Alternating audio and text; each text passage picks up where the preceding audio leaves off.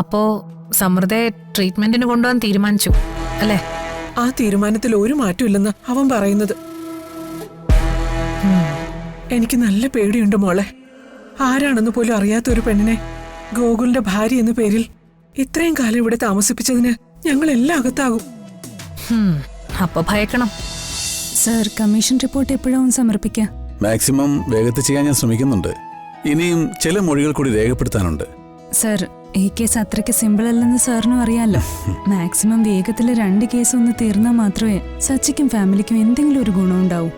സാറിന്റെ റിപ്പോർട്ട് 100% സത്യസന്ധമാവുമെന്ന് ഞങ്ങൾക്ക് ഉറപ്പുണ്ട്. ഒരു പാർഷ്യാലിറ്റിയും കൂടാതെ എന്റെ റിപ്പോർട്ട് ഉടൻ തന്നെ ഞാൻ സബ്മിറ്റ് ചെയ്യും. എന്റെ കൺക്ലൂഷൻ സത്യസന്ധമായി ഞാൻ റിപ്പോർട്ട് രേഖപ്പെടുത്തും. കോടതിക്ക് സത്യം മനസ്സിലാക്കാൻ അത് മാത്രം മതി. ഡോക്യുമെന്റ്സ് എല്ലാം ഫ്രോഡാണ് സർ. അത് കമ്മീഷന് പറയാൻ കഴിയില്ലല്ലോ, കോടതിയല്ലേ തീരുമാനിക്കേണ്ടത്. എന്തായാലും ഒരു കാര്യം ഉറപ്പിക്കാം, എന്റെ റിപ്പോർട്ട് ന്യായത്തിന്റെ പക്ഷത്ത് തന്നെ ആയിരിക്കും. Thank you sir. എന്താ, തനിക്ക് വേറെന്താ ചോദിക്കാനുണ്ടല്ലോ? Yes sir. സാറിന്റെ വൈഫിന്റെ ട്രീറ്റ്മെന്റിന്റെ കാര്യമോ? ആശ്രമത്തിൽ എന്നാ പോകുന്നേ? ഉടൻ പോകണം. എത്രയും പെട്ടെന്ന് ട്രീറ്റ്മെന്റ് നടത്തിയേ പറ്റൂ. തന്റെ ലോക്കൽ ഗാർഡിയനല്ലേ സ്വാമിജി? അതെ സർ. ധന്വന്തരമൂർത്തിയുടെ കയ്യിൽ നിന്ന് നേരിട്ട് അനുഗ്രഹം കിട്ടിയ ആളാ സ്വാമിജി. ഓ, അപൂർവമായ ഒരുപാട് ഔഷധക്കൂട്ടുകൾ അദ്ദേഹത്തിന് അറിയാം. ഇതുപോലെ മെമ്മറി ലോസായ ഒരുപാട് പേരെ അവിടെ ചികിത്സിച്ച് ഭേദമാക്കിയതിന് ഞാനും സാക്ഷിയായിട്ടുണ്ട്. എന്റെ കുട്ടിക്കാലത്ത് ഞാൻ സ്വാമിജിയുടെ ഒരു അസിസ്റ്റന്റിനെ പോലെയായിരുന്നു. ഞാനിന്ന് സ്വാമിജിയെ കാണാൻ പോകുന്നുണ്ട്. ഓ, വെരി ഗുഡ്. ഇന്ന് നേരിൽ കാണുമ്പോ സാറിന്റെ വൈഫിന്റെ കാര്യം ഞാൻ സ്വാമിജിയോട് ഒന്നുകൂടി വിശദമായിട്ട് സംസാരിക്കാം. സാറിനും വൈഫിനും അവിടെ ഒരു ബുദ്ധിമുട്ടും ഉണ്ടാവാതെ ഞാൻ നോക്കിക്കോളാം. Thank you Aarathi. സാർ, കൊട്ടിക്കലാശം പൊടി പൊടിച്ചു. നാളെ കേരളം പോളിംഗ് ബൂത്തിലേക്ക്. തന്റെ സാരഥി വന്നിട്ടുണ്ടല്ലോ. സച്ചി എപ്പോഴും ഓൺ ടൈമാ. ഹലോ സച്ചി. ഹായ്. എന്തൊക്കെയുണ്ട് വിശേഷങ്ങള്? സുഖം. മോള് സുഖമായിട്ടിരിക്കുന്നല്ലോ അല്ലേ? അതെ സർ.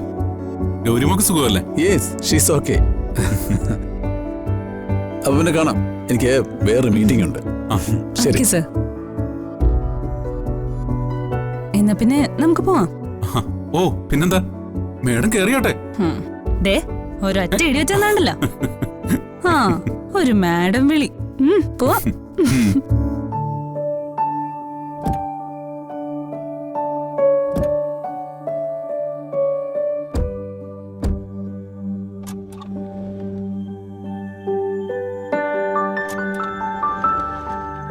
പോ.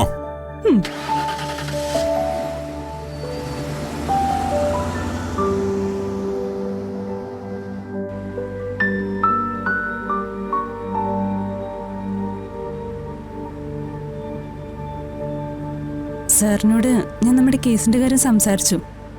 ഉടൻ തന്നെ സാർ റിപ്പോർട്ട് സബ്മിറ്റ് ചെയ്യും. അത് കഴിഞ്ഞാൽ ഉടനെ കേസ് തീരുമോ? എവിടെ, അതിനൊക്കെ ഇനിയും സമയമെടുക്കും. ഗോകുൽ സാർ സബ്മിറ്റ് ചെയ്യുന്ന കമ്മീഷൻ റിപ്പോർട്ട് വെച്ച് ഇനിയും വാദവും വിസ്താരവും ഒക്കെ ഉണ്ടാവും. എന്തായാലും സാറിന്റെ റിപ്പോർട്ട് നമുക്ക് അനുകൂലമായിരിക്കും. അല്ല, അതെങ്ങനെ മനസ്സിലായി? സാറിന്റെ സംസാരത്തിൽ നിന്ന് അത് മനസ്സിലായി. പിന്നെ ഞാൻ സാറിന്റെ കൂടെ നിന്നതല്ലേ. സാർ എങ്ങനെ ഒരു റിപ്പോർട്ട് സബ്മിറ്റ് ചെയ്യുന്നെന്ന് എനിക്ക് നന്നായിട്ട് അറിയാം. ഏയ്, നമുക്ക് ഇങ്ങോട്ടല്ല, നമുക്ക് നേരെയാ. അല്ല, നമ്മള് പോകുന്ന അങ്ങോട്ടേക്കല്ലേ? അതല്ലേ നമ്മുടെ വഴി? എന്നും പോകുന്ന വഴിക്കല്ല നമ്മൾ ഇന്ന് പോകുന്നേ. എല്ലാ ദിവസവും ഒരു വഴിക്ക് തന്നെ പോയ ഒരു രസമില്ലല്ലോ.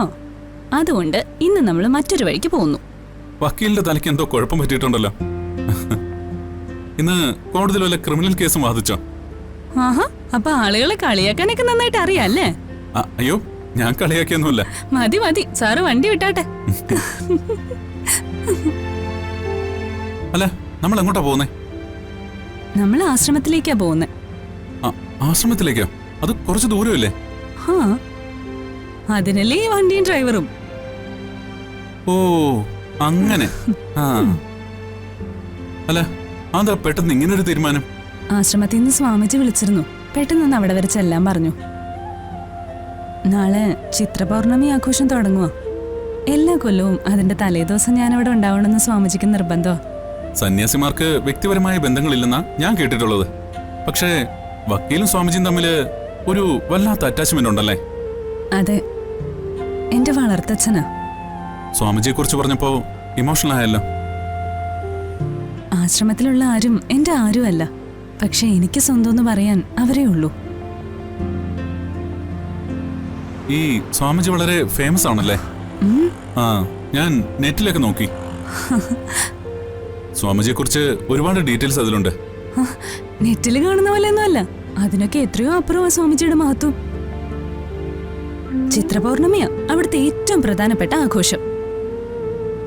ചിത്രപൗർണമിക്ക് എന്താ ആശ്രമത്തിൽ ഇത്ര പ്രാധാന്യം? പണ്ട് ഹിമാലയത്തിൽ താപസിരുന്ന കാലത്ത് സ്വാമിജിക്ക് അവിടുത്തെ ധന്വന്തരമൂർത്തിയുടെ അനുഗ്രഹം കിട്ടിയത് ഓ, ഏതോ ഒരു ചിത്രപൗർണമി ദിവസമാ. ആഹാ. അതുകൊണ്ടാ ആ ദിവസം അവിടെ ഇത്രയും പ്രത്യേകത. സ്വാമിജിയുടെ ആശ്രമത്തില് എല്ലാ രോഗങ്ങൾക്കുള്ള ട്രീറ്റ്മെന്റ് ഉണ്ടോ? ഉണ്ടോന്നോ? സ്വാമിജി ഒന്ന് കൈ തൊട്ടാ തീരാത്ത ഒരു രോഗവും ഇല്ല. അത്രയ്ക്ക് അപൂർവ സിദ്ധിയുള്ള ആളാ. ഇതൊക്കെ കുറച്ച് ഓവറല്ലേ? ഓവറൊന്നും അല്ല, ഞാൻ സത്യമാ പറഞ്ഞത്. വേണമെങ്കിൽ വിശ്വസിച്ചാ മതി.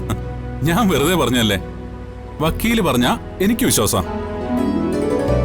ബാക്കി പറ വക്കീലെ. അതിപ്പോ പറയുന്നില്ല.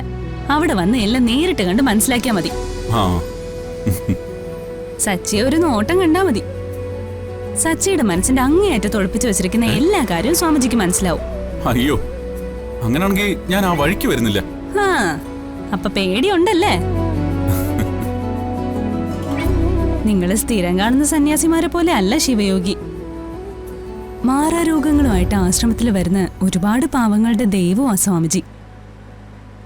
അവിടുത്തെ ഒരു ചികിത്സയ്ക്കും സ്വാമിജി പണം വാങ്ങാറില്ല. ആളുകൾ അവിടുത്തെ ക്ഷേത്രത്തില് എന്തെങ്കിലും ദക്ഷിണ സമർപ്പിച്ചാലായി. എന്തായാലും എല്ലാം നേരിട്ട് കണ്ട് മനസ്സിലാക്കാൻ പോവല്ലേ. അതുകൊണ്ട് ഇനി ഞാനൊന്നും പറയുന്നില്ല. വണ്ടി വിട്. വക്കീല് സീരിയസ് ആയല്ല. എന്നാ ശരി, എല്ലാം നേരിട്ട് കാണാം.